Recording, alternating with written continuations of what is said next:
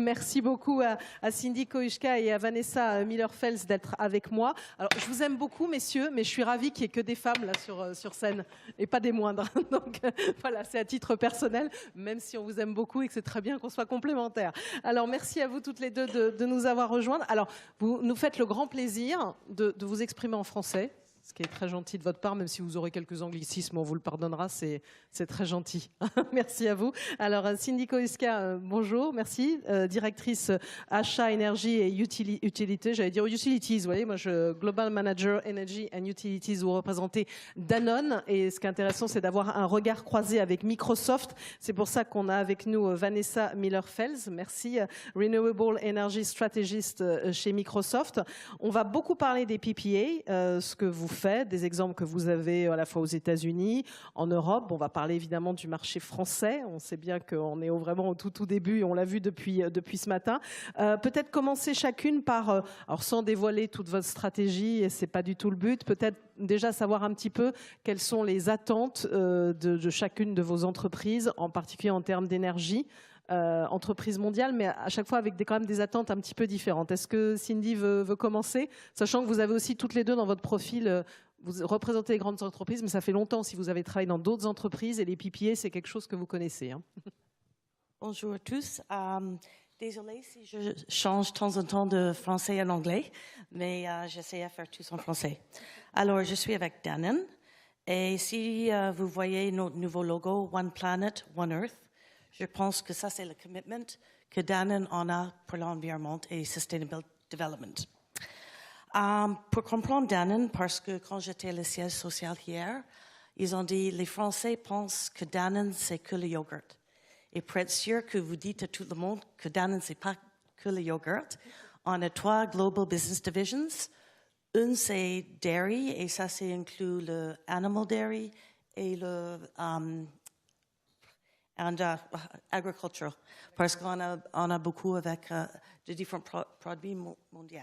Oui, d'ailleurs, c'est engagé dans l'agriculture régénératrice. Je pense que vous avez vu qu'il y a une journée le 21 septembre où Danone s'est engagé à reverser ce qu'il avait gagné dans la journée, son chiffre d'affaires pour l'agriculture régénératrice. Voilà.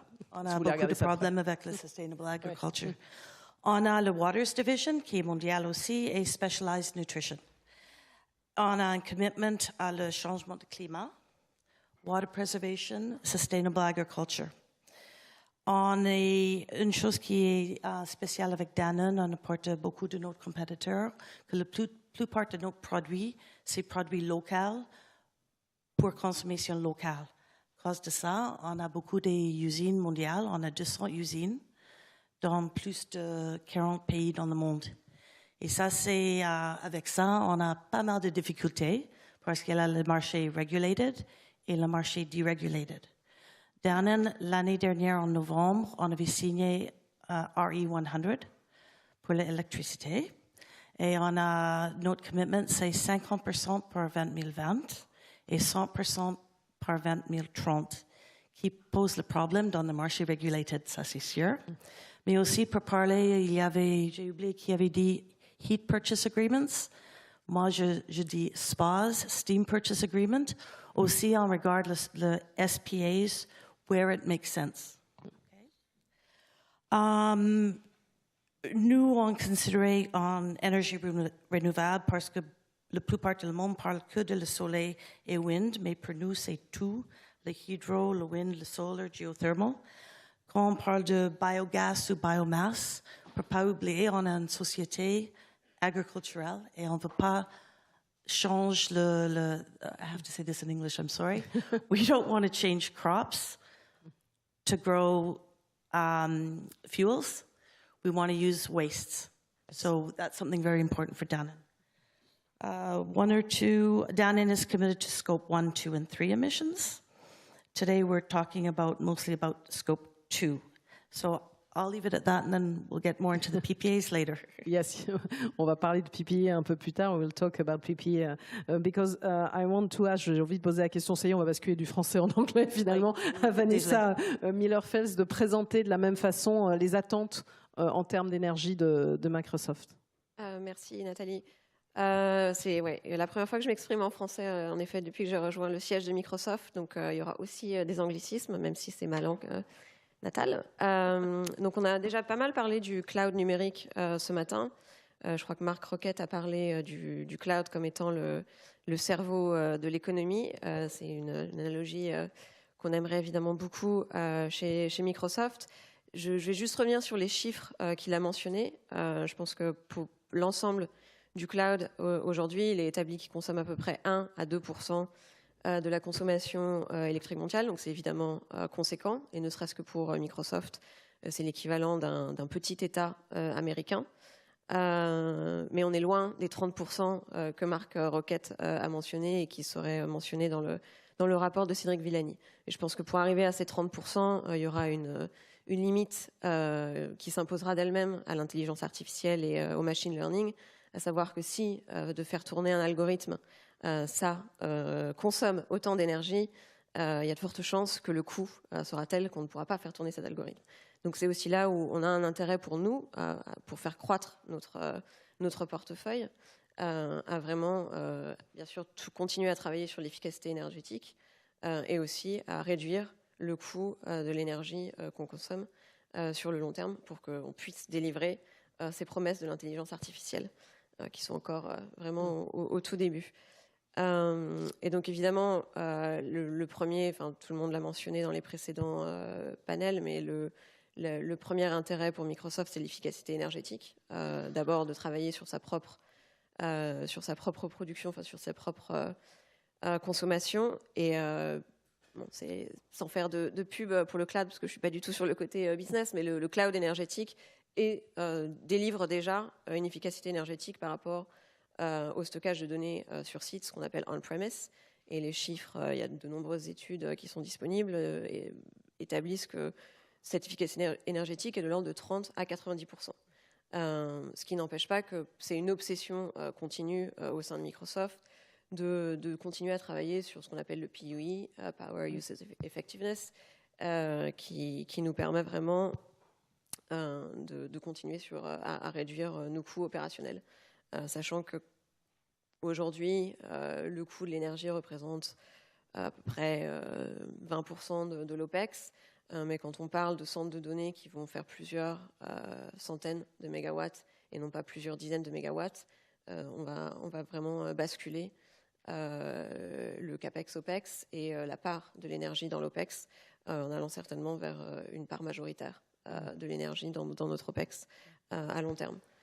Donc, sur notre engagement, ça a vraiment été un cheminement. Comme je l'ai dit, on a d'abord commencé par l'efficacité énergétique et ensuite, comme beaucoup d'autres entreprises, y compris celles qui ont parlé précédemment, on est passé par l'étape neutralité carbone. Donc en 2012, Microsoft a annoncé qu'on était 100% neutre carbone, ce qui veut dire qu'on achetait ces fameux certificats verts et qu'on continue à acheter ces fameux certificats verts de façon unbundled, donc détachée de l'énergie, pour 100% de notre consommation énergétique. Donc chaque mégawattheure qu'on consomme, il y a un petit certificat vert qui est attaché et on continuera à maintenir cette neutralité carbone. Pour financer cette neutralité carbone, une innovation où Microsoft est encore en pointe parmi les entreprises qui a été prise en interne, a été de mettre un prix interne au carbone. Donc Microsoft a un prix interne au carbone. Ça, de plus en plus d'entreprises le font justement, presque pour anticiper en souhaitant que quelque chose se mette en place. Mais là, c'est vraiment, c'est pas juste un shadow price, c'est pas juste un prix qu'on établit dans son P&L et où on se dit ok, quel va être l'impact d'un prix carbone quand il apparaîtra sur le marché, quand il y aura un marché carbone, ce qui est encore loin d'être le cas aux États-Unis par exemple. Mais c'est vraiment de commencer à faire payer les différentes unités de Microsoft pour leur consommation énergétique et pour aussi leur transport, etc. Et en parallèle de cette neutralité carbone, depuis 3 ans, on a commencé à acheter de l'énergie verte de façon directe, et on pourra revenir sur cette notion de direct, avec des objectifs à très court terme de 50% d'énergie directe pour Microsoft en 2018 qu'on a atteint, 60% en 2020, donc ce qui est demain. On est a priori en bonne voie et d'aller à 100% sur la prochaine décennie. Peut-être d'accélérer le moment où on arrivera à 100%. Bon, déjà, je pense qu'on a aussi balayé beaucoup de choses. Donc, on va maintenant, finalement, vous parliez de contrats directs, savoir ce que ça représente pour vous, les PPA, ce que vous avez déjà réalisé, évidemment, plus au niveau international. On commence par Danone et Cindy Koishka. OK, Danone, actuellement, on n'a pas signé le premier long-term PPA, mais j'avais espéré pour annonce aujourd'hui, mais c'est en 2 semaines. 2-3 semaines, parce qu'il y a beaucoup de problèmes. Difficulties, barriers pour signer les PPA, surtout le premier. Mais ici en France, hein, c'est ça. Ici, non, où ça? Non, vous n'avez pas encore signé de PPA. Danone, pas encore un long-term PPA. D'accord. Mais nous, on voit 4 différentes façons d'arriver à l'énergie renouvelable. Une, c'est le certificat, soit le GEOS ou le REX.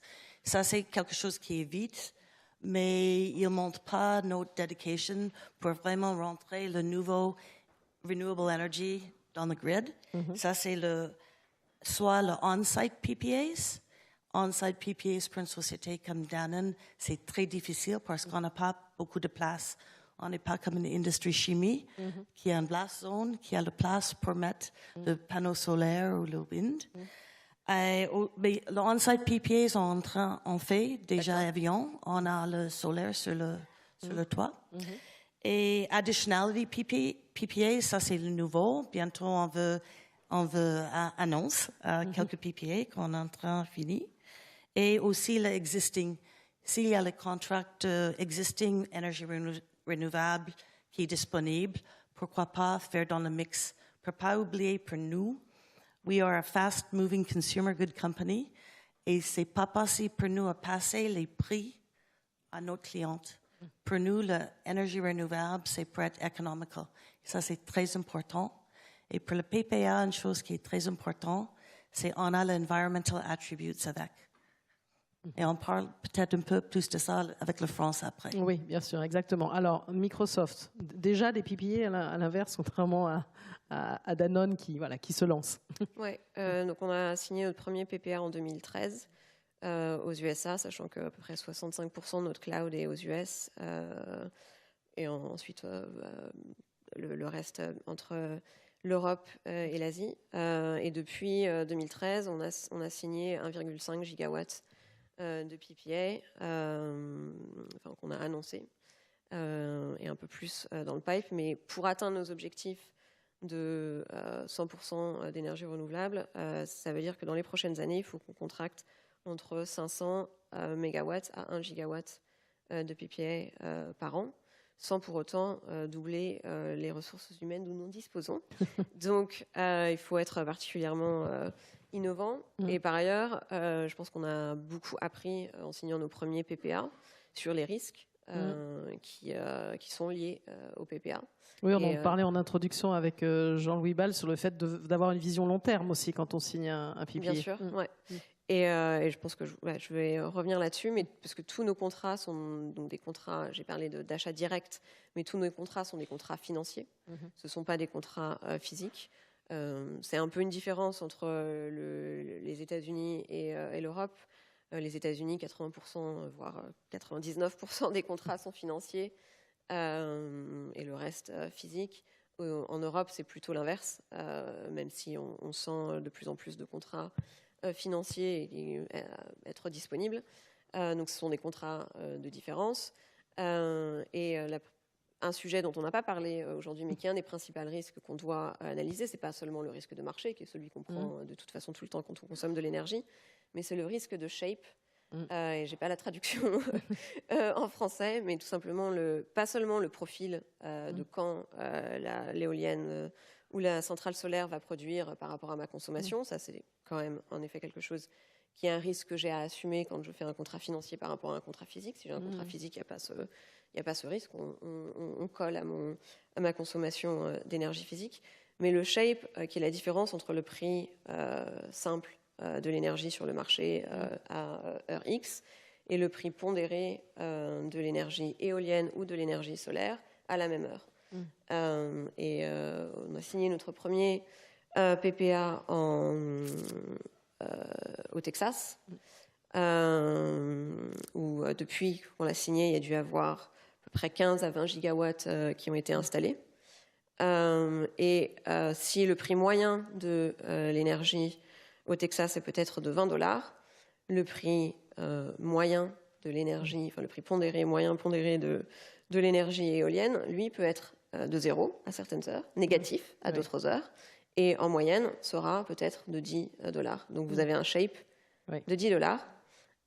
Donc quand on signe un PPA, même à 18, on se dit super, c'est fantastique, c'est moins que le prix moyen de l'électricité, mais il y a quand même un shape de $8 qu'on doit avaler. Et donc, ce dont on ne parle pas suffisamment, c'est quelles sont les innovations, parce qu'il y a des innovations, ce n'est pas un problème sans solution. Tout problème a une solution. Il y a des innovations financières, assurantielles, qui existent, mais qui sont très peu développées en Europe, voire inexistantes, et qui ne sont pas développées sur le long terme, qui sont développées peut-être à horizon de 2, 3, 4 ans, mais qui ne sont pas développées sur le même horizon sur lequel nous, on va signer nos contrats. Quand on signe un contrat, c'est pour 15 ans, 20 ans, voire 25 ans. Et les solutions pour couvrir ce risque de shape, aujourd'hui, sont plutôt de l'ordre de 3 à 5 ans maximum.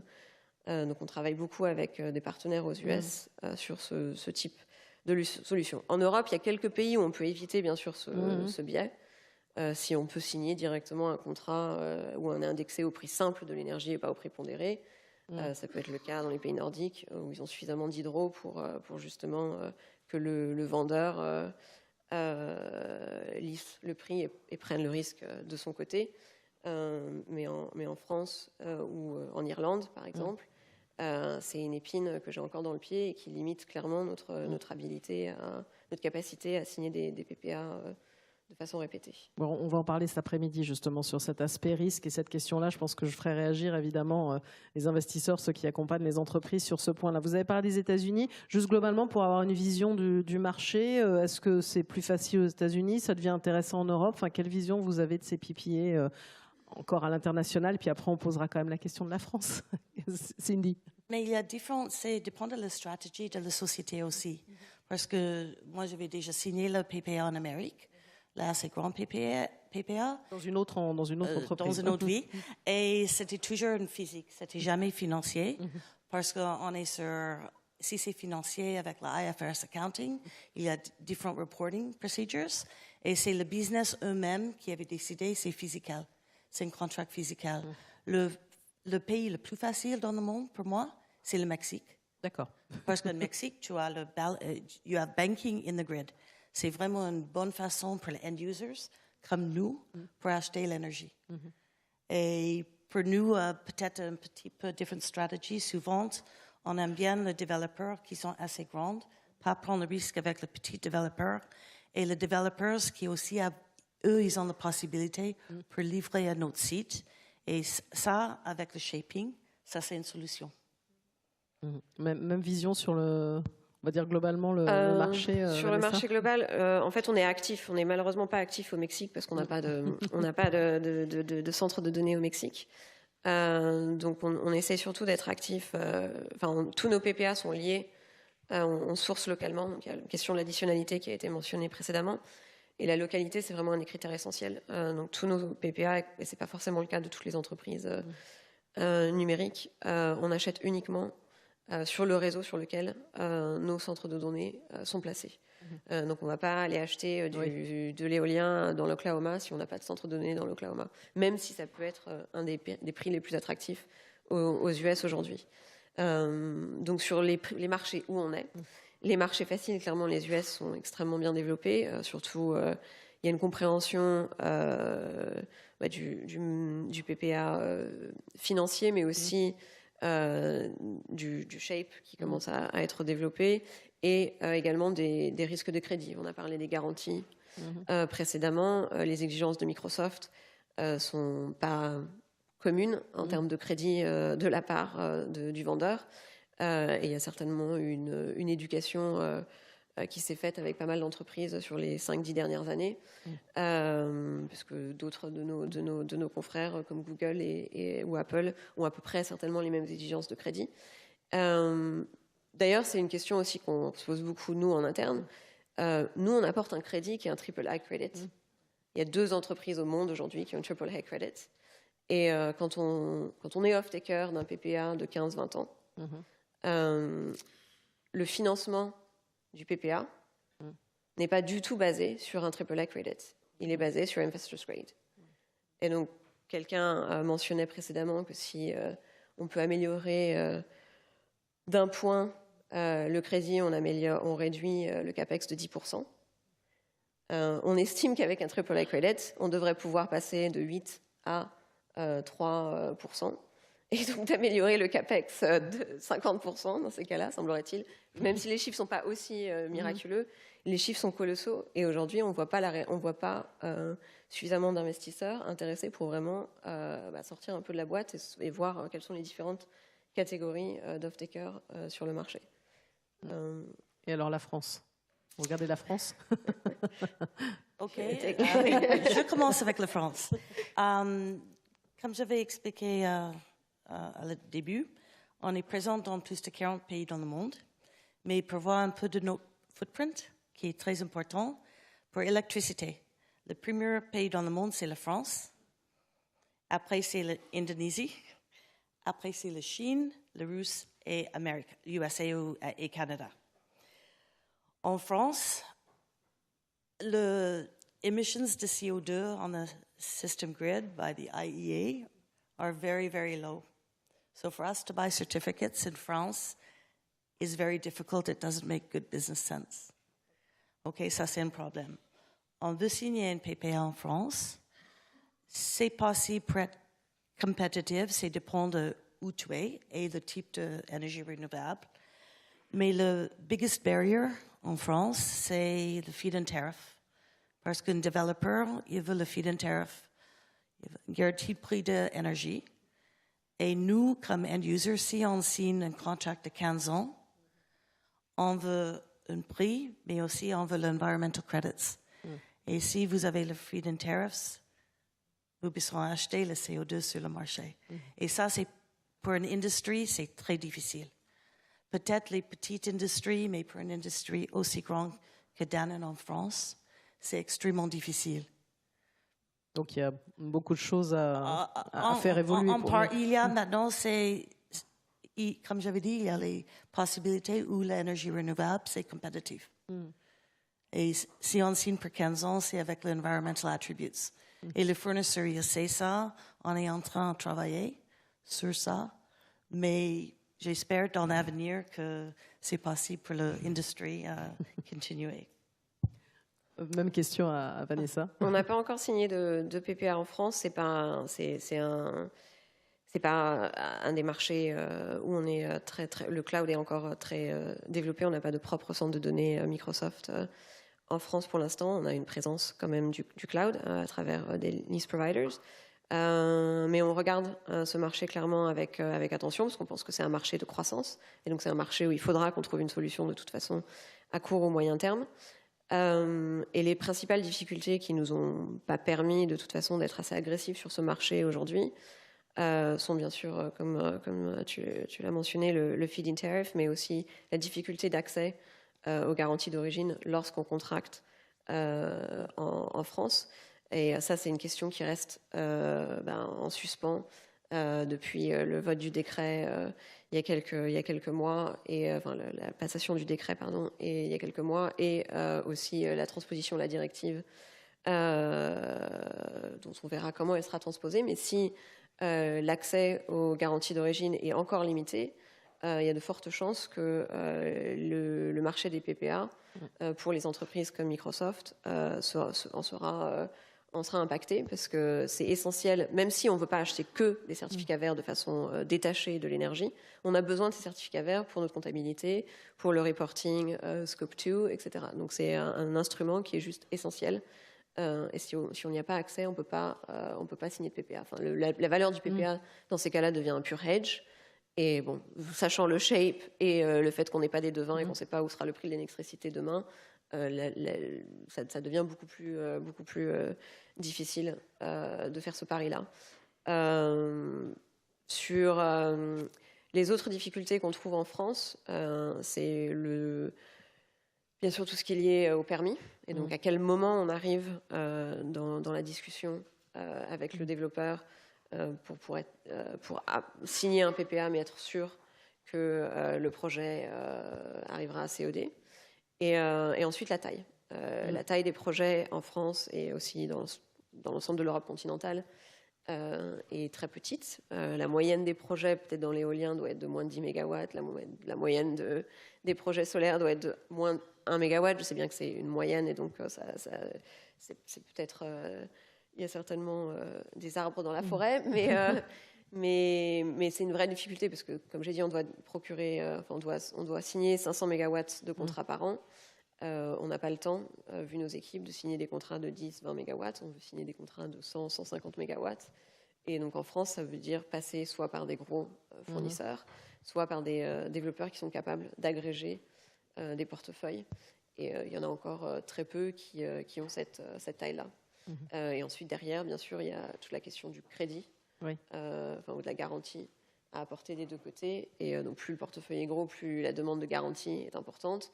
Et donc, plus ça freine certains développeurs, ou ça limite certains développeurs.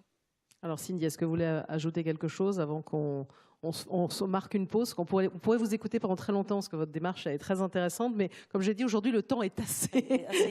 Allez-y, Cindy. Une chose qu'on essaie de faire dans les autres pays, ou en France éventuellement aussi, c'est pour grouper les différents types d'énergie renouvelable dans le même contrat.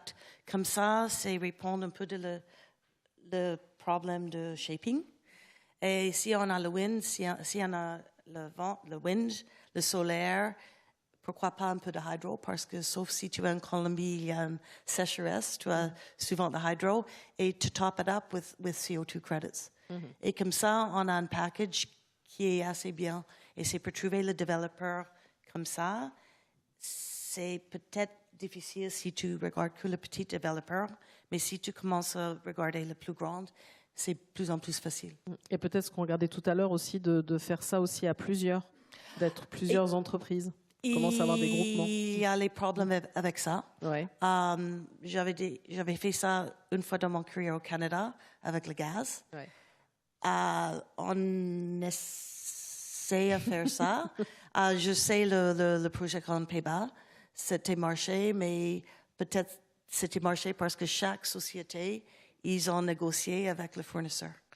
Mais si on fait ça à plusieurs, c'est difficile parce que nos profils sont différents, nos besoins sont différents.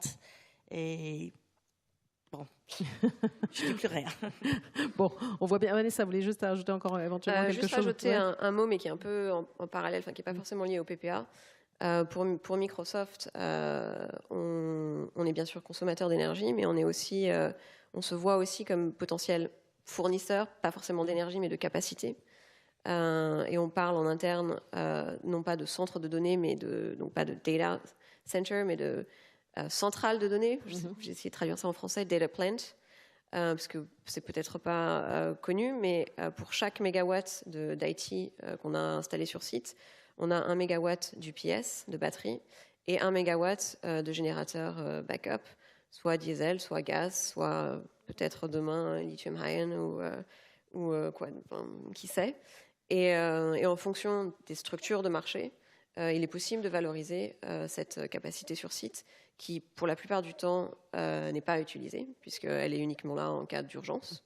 Et on voit une énorme opportunité qu'on a déjà mis en place dans l'État du Wyoming, où il n'y avait pas de structure de marché là qui était avantageuse, parce que c'est un tout petit marché où il y a une utility, mais on a signé un contrat bilatéral avec ce fournisseur, ce distributeur d'énergie, où au lieu de construire une nouvelle centrale à gaz pour pouvoir alimenter leur croissance énergétique, Microsoft est passé du diesel au gaz pour ses backup generators et offre cette capacité au réseau, ce qui a permis de limiter l'investissement additionnel du fournisseur d'électricité, du distributeur.